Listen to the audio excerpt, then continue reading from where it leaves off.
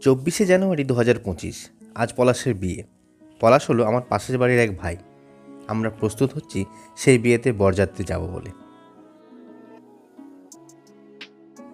সাজগোজ কমপ্লিট করে বাড়ির সামনে দাঁড়িয়ে থাকা বাসে গিয়ে বসে পড়লাম।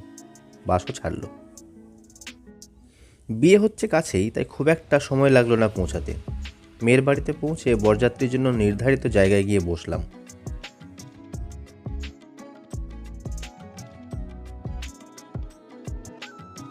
একটু পরে হাতে পেলাম একটা স্ন্যাক্সের প্যাকেট।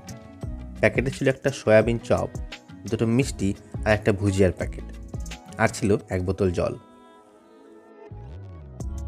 গল্পগুজব করতে করতে প্যাকেটটার সদ্ব্যবহার করে আমি গেলাম স্ন্যাক্স কাউন্টারটা পর্যবেক্ষণ করতে। দেখলাম এখানে পকোড়ার ব্যবস্থা আছে। ভেজ পকোড়াটা কিন্তু সত্যি খুব ভালো হয়েছিল। তো পকোড়া খাওয়ার পর হাতে নিলাম এক কাপ কফি। ছাদনাতলায় গিয়ে দেখি পলাশ ভাই পুরুত মশার সঙ্গে বসে বিয়ের ফর্ম্যালিটি সারছে। আমি আর ওখানে বেশি সময় নষ্ট না করে চলে গেলাম সোজা খাবার টেবিলে। যে যেটার জন্য এসেছি তাকে তো সেটা করতেই হবে।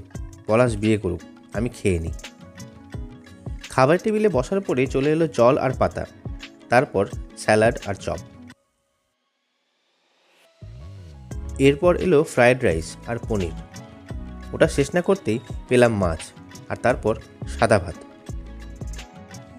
এরপর এলো ডাল, আর তারপর ফুলকপির তরকারি।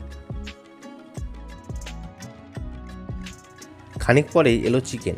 চিকেনটা সত্যি কিন্তু খুব ভালো হয়েছিল। এই চিকেন পর্ব শেষ হওয়ার পরে এলো চাটনি আর পাঁপড়, তারপর 4টে রসগোল্লা, শেষে আইসক্রিম। খাওয়া শেষে বিয়েবাড়িতে কিছুক্ষণ কাটিয়ে আমরা বাসে গিয়ে বসলাম। বাড়ি পৌঁছাতে অনেক রাত হয়ে গেল। খুব ঘুম পাচ্ছে। আজকের মতো গুড নাইট।